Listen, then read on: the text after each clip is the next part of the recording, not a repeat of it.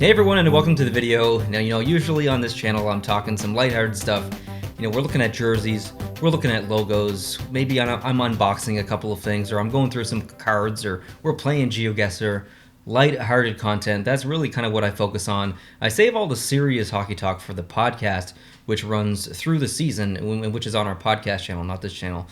But I felt like this topic needed to be discussed because it really angers me. And maybe I shouldn't approach this with emotion, and I should rather approach it with logic, but I'm going to try to inject as much logic as I can in this. But I'm still kind of emotional about it because, to be blunt, it pisses me off. So there's been reports recently of people wanting, and people is a very loose term, it's really just, from what I understand, a couple of people who want or are suggesting that the Vancouver Canucks should change this logo, the logo that's on my jersey and the logo that you see here.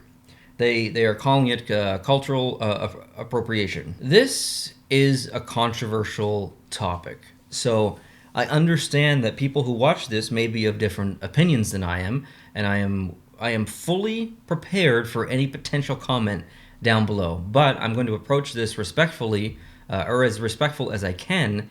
So even if you do disagree with me at the end of this video, I would ask that you at least leave a respectful comment back. So, like I said, there are certain people who would like to see that logo go away because they think it's offensive. And this kind of stems back to Braden Holtby releasing his mask design. And the mask was designed by an artist in Sweden, if I'm correct. If I'm incorrect, please let me know in the comments, but I'm pretty sure I'm right there. And the helmet was his first Vancouver Canucks helmet because he hasn't technically played a game with them. He just signed there. It's a big deal for the Canucks, and he wanted to have a helmet which honored not only the Canucks colors and art, but the indigenous art, or the theme of the team, basically, to match the logo that I just showed you. This one. Sorry about that cut. I'm not sure if you heard that in the background, but my cat knocked something over in the background, so I had to go see what it was. But anyways, so the helmet design was released, and Braden Holtby received some backlash from that, from people. I'm not saying I necessarily agree or disagree with their opinion. It is an opinion. I think that does have maybe some valid points. It's not. I'm in no place to say that they are right or that they are wrong. I'm just someone on the outside. And I'm going to try and make that the theme of this video. I'm not telling you how to feel. Okay, remember that. I'm not telling you how to feel. I'm just sharing my opinion. So anyway, he faced some backlash, and he actually apologized for it and said that we should be encouraged to use First Nations art, or artists specifically, I believe he said, moving forward. And I think that's a really good idea. We should be enabling First Nations art and stuff to be created and give it a bigger platform and raise more awareness. Absolutely. Totally agree with that. So good on Braden Holtby. I'm not sure if he's going to use the mask design going forward. I don't have all the facts in this story. And maybe I should. I'm probably the wrong person to make this video, but I just wanted to share my opinion based on what I know, or based on what I have read. So anyway, that was kind of squashed a little bit. But then a professor from, I believe, the University of Manitoba, said that the logo, this one, just a reminder, this one, needed changed, and that it was completely offensive to the First Nations. And just for some context, this university professor is white, like 100% white, like me. And he is not biologically connected to First Nations, but educationally, he is. So he is emotionally invested in First Nations people. And what I have a problem with is, not that he's connected to First Nations via his education, or maybe he has friends who are First Nations members, or maybe he has family members via marriage who are First Nations members. It doesn't really matter. The fact of the matter is, he's becoming offended on the behalf of other people. And he is telling you how to feel. He's telling me how to feel. I think that's wrong. I'm not saying that he shouldn't voice his opinion. I think it is important that he voice his opinion, even if I disagree with it. I think it's wrong to tell someone how they should feel. I think he's, by definition, a social justice warrior. That term gets thrown around in a very negative context very frequently over the past 10 years, and I don't necessarily mean it in a negative way. I mean, literally, by definition, he's a social justice warrior. And I think our society spends a lot of time being offended on behalf of other people. Can you imagine if we spent that time and invested it into maybe some more valuable endeavors, like creating more support groups for homeless and getting them back on their feet, supporting troops when they come home, and supporting our veterans, and making sure that they have an easier transition back into living back in North America, or getting a different job, or working through an injury, or mental, the I forgot what it's called for a second, PTSD. So I think and I'm not saying that there aren't social issues that we should be standing up for. And I don't want to use the word insignificant, but I think this issue regarding this logo is insignificant. And I know insignificant is a relative term. To someone, this is a significant issue. To this professor, this is a significant issue. But I think broadly, this is extremely insignificant for a couple of reasons that I'll bring forward here in a couple of minutes. But I just generally think that we spend a lot of time, way too much time, being offended on the behalf of other people. That's not always wrong, though. There are a lot of social issues like racism and this is racist in a way, but not really directly. I'm talking about direct racism. That is a big issue. And it's great to see, it's great to see a white person stand up for a black person. That's amazing. So it is not necessarily wrong to be offended on the behalf of other people, but we've created such a cancel culture in the past 10 years. And sometimes it's valid, but a lot of the times it isn't. And I don't think this is one of those valid times. I am so invested in the fact that I don't think it's one of those valid times. I'm upset, and I shouldn't be. This doesn't affect my life at all. But I just don't like that this guy is telling you and me how to feel or what to think. I'm not telling you what to think. You can think whatever you want. I'm just sharing my opinion.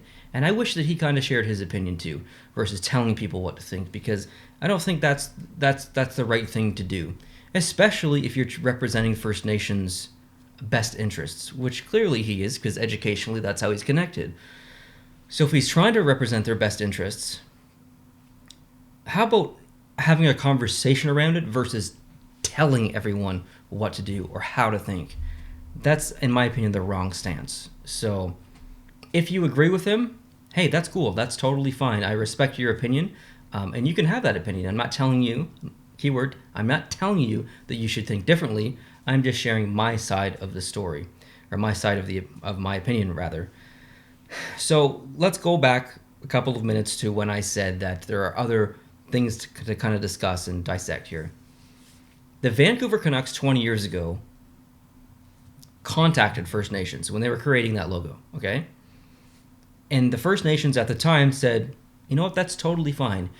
In so many words, they said, it's a little bit too cartoony to be considered Indigenous art. And yeah, we're totally fine with it.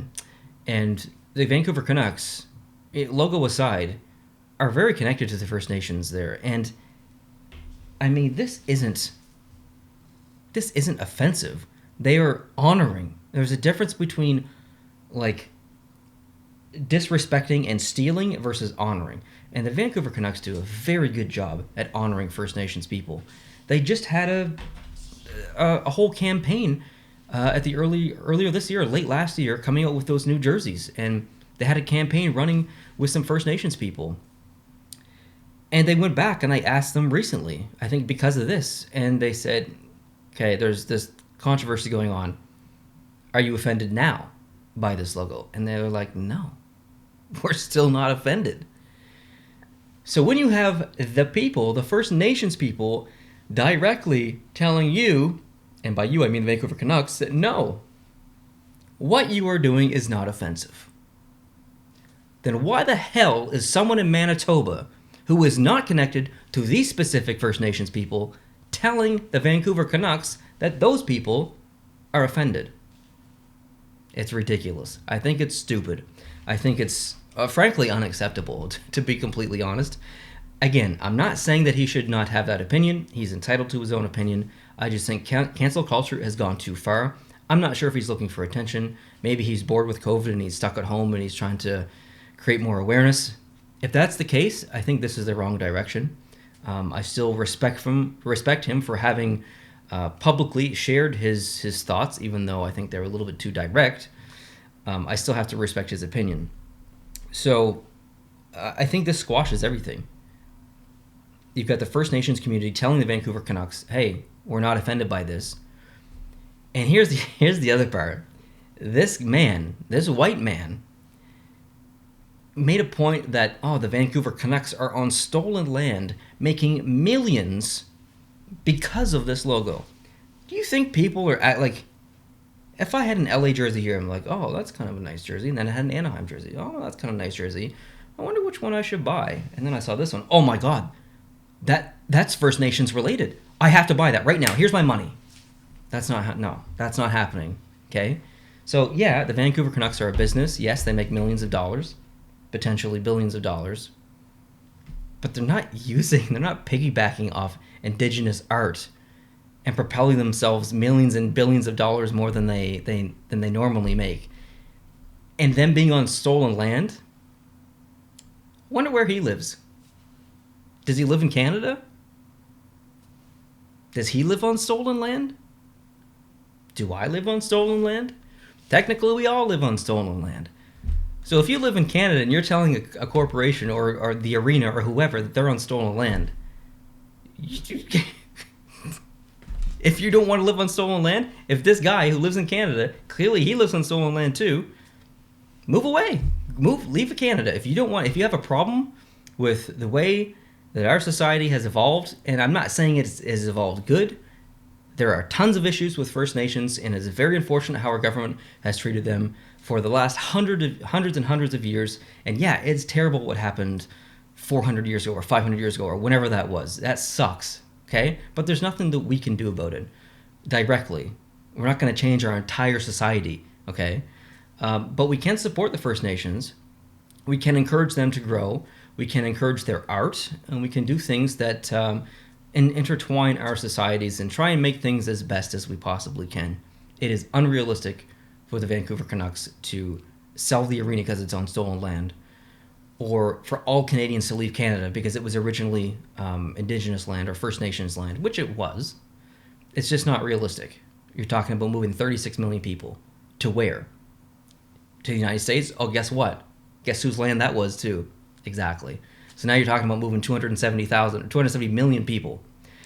370 million people plus. So I just think he's grasping at straws. He's using arguments that just shouldn't even be used, in my opinion. I'm on a bit of a ramble right now, but I'm just upset. I'm pissed off at the fact that we constantly have social justice warriors out there being offended on the behalf of other people. I don't know. It's really frustrating because at the same time, the actual good social justice warriors standing up for really good social issues that should be stood up for and are really important and should be prominent in our society to improve, it shines a bad light on them. And that's frustrating because this guy makes those people look bad. In my opinion, I think he makes the First Nations look bad as well. As a white man, he is representing them and their opinions just because he has a connection educationally. So, that's basically all I have to say. I don't think the Vancouver Canucks should change the logo. I don't even like the logo. It's okay. I'm not here sitting here defending it because I love it and I don't want to see it go. I'd be totally fine if they went back to the skate logo. I really like that one. I like that one a lot more than this one. But it's the principle. It's the principle behind it. So I personally believe, in my opinion, again, not telling you how to feel, I personally believe that as a society in the past 10 years, we have grown to be offended on the behalf of other people way too often. And I would really like to not see that much. So here's the thing. You can completely disagree with me, and we can still be friends, and that is okay. Because I respect your opinion, even if it differs from mine. Because it's important. It's important to have the conversation, whether we agree or disagree. because even at the end of the day, even if First Nations is okay with it, it's still good to have a conversation around First Nations, because they are an important part of Canada and Canadian history. And maybe some don't recognize as Canadians, and I totally respect that stance and that opinion. But nevertheless, it's important to have a conversation about them. And even if this generates programs to enable more Indigenous art to be in the eyes of regular Canadians, regular people around the world, I think that's really important. So even though this was a negative story, I'm hoping that maybe some positive programs will come out of it through the NHL, through the Vancouver Canucks, and just through media in general. So regardless, I'm sure that this video will get some backlash and some hate, and there'll be trolls in the comments and all that stuff, and I'm fine with that. Do what you want. If you want to be unreasonable and call me ridiculous names, I'm just gonna block you in the comments. Like, you're not hurting me any. Like, you're just wasting your time and mine. So instead, if you disagree, I would love to respectfully read I would like to read your respectful comment and ask you that you leave it respectfully. That's all I'm asking. At the end of the day, like I said, we can still be friends. So thank you guys for watching. I appreciate it. I'm going to talk next about whether NHL players should get the vaccine before me and before you, because that's a controversial topic as well. So keep an eye out for that video. That's coming extremely soon. You can, if you're not subscribed, hit the subscribe button down below. Hit the notification bell, and you'll be notified as soon as I release that video, which will be very soon. So thanks guys for watching. I appreciate it, and I'll catch you in the next one. Adios.